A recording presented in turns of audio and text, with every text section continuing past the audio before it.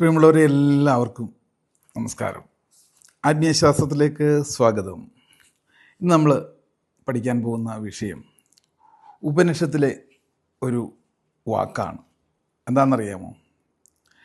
മനേവ കാരണാം മനുഷ്യാണാം സുഖദുഃഖേ.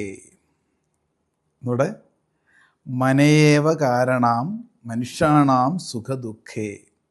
ഈ മനസ്സാണ് മനുഷ്യൻ്റെ സുഖദുഃഖങ്ങൾക്കെല്ലാം കാരണം എന്നാണ് അർത്ഥം. ശരിയല്ലേ?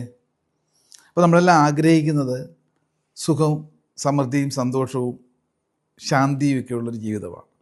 അതിൻ്റെ കാരണവും മനസ്സാണ്. എന്നാൽ ഇപ്പോൾ നമ്മൾ ജീവിതത്തിൽ അനുഭവിക്കുന്ന സർവ്വവിധത്തിലുള്ള പ്രശ്നങ്ങളുണ്ടാകും പലർക്കും.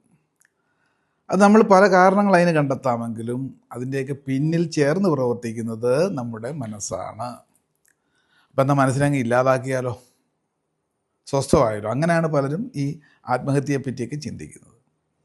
രാത്രി ഉറങ്ങുന്ന സമയത്ത് സ്വച്ഛമായി നമ്മൾ ഉറങ്ങാറുണ്ടല്ലോ അല്ലേ? അളവിന് വ്യത്യാസം ഉണ്ടെന്നേ ഉള്ളൂ. ഉറങ്ങുന്ന സമയത്ത് നമുക്ക് സന്തോഷമുണ്ടോ? ഇല്ല. സങ്കടമുണ്ടോ? ഇല്ല. അപ്പം ചിന്തകൾ അസ്തമിച്ചിരിക്കുന്ന സമയത്ത് മനസ്സ് അവിടെ ശാന്തമാണ്, മനസ്സ് ഉറങ്ങുകയാണ്. ഈ സമയത്ത് നമുക്ക് സുഖമോ ദുഃഖമോ ഇല്ല. അടുത്ത ദിവസം രാവിലെ ഉണരുമ്പോൾ വലിച്ചു കയറ്റുകയാണ് നമ്മുടെ ബുദ്ധിയിലൂടെ അകത്തേക്കെടുക്കപ്പെടുന്ന ഏത് തരം ചിന്തകളാണോ അതാണ് നമ്മുടെ ജീവിതത്തെ സ്വാധീനിക്കുന്നതെന്നർത്ഥം. അതായത് എല്ലാ വ്യക്തികളും സദാസമയവും നമ്മുടെ ഉള്ളിൽ തന്നെ സംസാരിച്ചുകൊണ്ടാണ് ഇരിക്കുന്നത്. ഓരോരുത്തരും സംസാരിക്കുന്നുണ്ട്. അധികം പുറമേ സംസാരിക്കാത്തവരാണേലും അകത്ത് സംസാരിച്ചുകൊണ്ടിരിക്കുകയാണ്. ഈ അകത്ത് സംസാരത്വമാണ് നമ്മുടെ സൂക്ഷ്മതയെ നിർണ്ണയിക്കുന്നത്, അല്ലെങ്കിൽ നിങ്ങളുടെ കൃത്യതയെ നിർണ്ണയിക്കുന്നത്, നമ്മളെ ജീവിതത്തെ നിർണ്ണയിക്കുന്നു.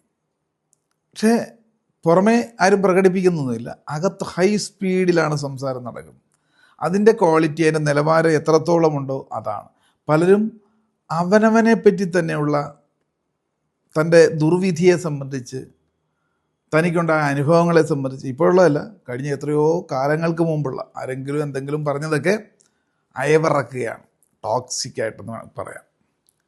ചിലരെ സംബന്ധിച്ച് അവരങ്ങനെയുള്ള ഭൂതകാലത്തെപ്പറ്റി ശ്രദ്ധിക്കുന്നില്ല, അവനവനെപ്പറ്റി ശ്രദ്ധിക്കുന്നില്ല, മറ്റാൾക്കാരെ സംബന്ധിച്ചാണ് അവർ ചിന്തിച്ച് വ്യാകുലപ്പെടുന്നത്.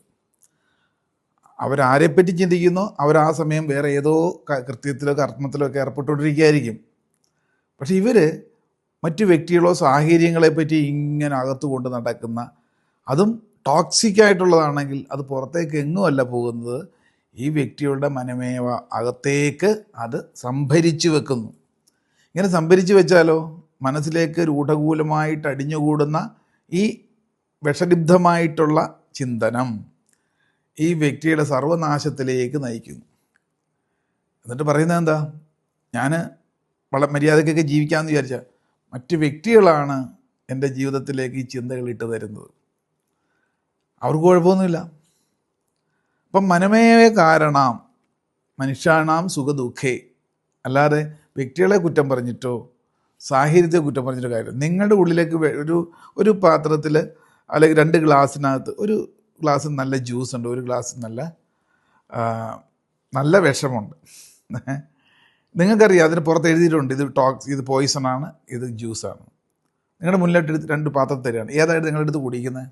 സാമാന്യ ബുദ്ധിയുള്ളവരാണെങ്കിൽ ജ്യൂസേ കുടിക്കുകയുള്ളൂ അല്ലേ? ഇപ്പം നിങ്ങളുടെ മുന്നിലേക്ക് ഒരു കോയിൻ ബോക്സ് തരികയാണ്. കോയിൻ ബോക്സ് കാലിയാണ്. ഒപ്പം ആ ടേബിളിൽ കുറേ കോയിൻസ് നിരത്തിയിട്ടിട്ടുണ്ട്. അത് പല ലോഹങ്ങളുടെയാണ്.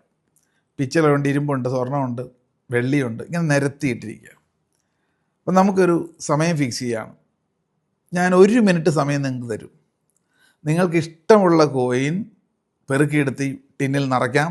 എത്രത്തോളം നിങ്ങൾ ഈ 1 മിനിറ്റിൽ നിറയ്ക്കുന്നു അത്രത്തോളം നിങ്ങൾക്ക് സ്വന്തം കൊണ്ടുപോകാം എന്ന് പറഞ്ഞാൽ, സാമാന്യ ബുദ്ധിയുള്ള നിങ്ങൾ എന്തായിരിക്കും അതിൽ നിന്ന് പടപടയെന്ന് പെറുക്കിയിടുക? സ്വർണ്ണമായിരിക്കും അല്ലേ? ഉറപ്പാണ്. ശ്രദ്ധയില്ലാത്തവർ ഇടയ്ക്ക് പലപ്പോഴും വെള്ളിയൊക്കെ വീണെന്നിരിക്കാം, ഇരുമ്പ് വീണെന്നിരിക്കാം. ശ്രദ്ധയോടെ നീങ്ങുന്ന വ്യക്തികൾ സ്വർണം മാത്രം തിരഞ്ഞു പിടിച്ചിടുന്നു കുറഞ്ഞ സമയം കൊണ്ട്. കാരണം അതിൻ്റെ മൂല്യം നമുക്കറിയാം. അപ്പം നമ്മളുടെ മനസ്സെന്ന് പറയുന്നത് ഇതേപോലെ ഒരു കോയിൻ ബോക്സാണ്. അതിലേക്ക് ഏത് നാണയം ലഭ്യമായിരിക്കുന്ന നിശ്ചിത സമയത്തിനുള്ളിൽ ഇൻസേർട്ട് ചെയ്യണം, എടുത്തിടണമെന്നുള്ള ബുദ്ധിയും തന്നാണ് എല്ലാവരെയും ഇങ്ങോട്ട് വിട്ടിരിക്കുന്നത്. അത് ആ കോയിൻ തിരഞ്ഞെടുത്തിടാനുള്ള ഒരു വിവേചന ബുദ്ധി ഇത് ഉറയ്ക്കുന്നതിന് വേണ്ടിയിട്ടാണ് സർവ്വവിധത്തിലുള്ള ഈ സ്പിരിച്വൽ ആക്ടിവിറ്റികൾ. അതിന് കൺസിസ്റ്റൻസി കിട്ടാൻ, തുടർച്ച കിട്ടാനാണ് അകത്തെ മാലിന്യങ്ങളെ നിർമ്മാർജ്ജനം ചെയ്യാനുള്ള പോളിഷിങ് പ്രവർത്തനങ്ങളാണ്. നല്ലതിനെ തിരഞ്ഞെടുത്താൽ എങ്കിൽ മാത്രമേ നമ്മുടെ ഈ കാരണം കൊണ്ട് നമ്മുടെ സുഖദുഃഖം എന്തുകൊണ്ടുണ്ടാകുന്നു, മനുഷ്യന് വരുന്ന ചിന്തയുടെ കുഴപ്പം കൊണ്ട് കറക്റ്റ് ചെയ്യാൻ ഈ പറയുന്ന രീതിയിലുള്ള ചിന്തനം ഉണ്ടാകാൻ സാധിക്കണം. ശ്രദ്ധയുണ്ടായിരിക്കണം. ഒരു ശ്രദ്ധ തെറ്റുമ്പോൾ അപകടം ജനിക്കുന്നു എന്നുള്ളതാണ്. ഇതൊക്കെയാണ് സ്പിരിച്വൽ പാത്തിലൂടെ നമുക്ക് ഉത്ബോധനങ്ങൾ ജന്മജന്മാന്തരങ്ങളായി ഋഷീശ്വരന്മാർക്ക് നൽകിയിട്ടുള്ളത്. എന്നിട്ട് എല്ലാം അറിയാം നമുക്ക്, പക്ഷേ അത് അപ്ലൈ ചെയ്യുന്നതിനകത്ത് വേണ്ട വിധത്തിലുള്ള ഒരു ഉത്സാഹം കാണിക്കുന്നില്ല. പലർക്കും പലതും അറിയാഞ്ഞിട്ടല്ല, എല്ലാം അറിയാം, പക്ഷെ പറ്റുന്നില്ല. അതൊരു ടൈപ്പായി, ഒരു ഹാബിറ്റിലായി. അപ്പോൾ ഇങ്ങനെയുള്ള എല്ലാം മാറണമെങ്കിൽ പുതിയ രീതിയിലുള്ള ചില സ്വഭാവങ്ങൾ നമ്മൾ കേൾവിയിലൂടെ, അതായത് ശ്രവണം, മനനം, ആചരണം, നമ്മളിതിലൂടെ ഒരുപാട് ശ്രവണത്തിലൂടെയാണ് മനസ്സിലാക്കുന്നതെങ്കിലും അത് കുറേയെങ്കിലുമൊക്കെ നമ്മൾ മനനം ചെയ്യണം, ശരിയോ തെറ്റോ. ദെൻ ആചരണം പ്രാക്ടിക്കലി ചെയ്യുമ്പോൾ തീർച്ചയായിട്ടും നമുക്ക് മനസ്സിൻ്റെ കാര്യക്ഷമതകളെ മാറ്റി സർവ്വവിധത്തിലുള്ള അഭിവൃദ്ധിയിലേക്കും എത്താൻ സാധിക്കുന്നു എന്നുള്ളതാണ്. ശരിയല്ലേ? ചിന്തയ്ക്ക് വിട്ടുകൊണ്ട് ഇന്നത്തെ നിർദ്ദയാണ്. നന്ദി, നമസ്കാരം.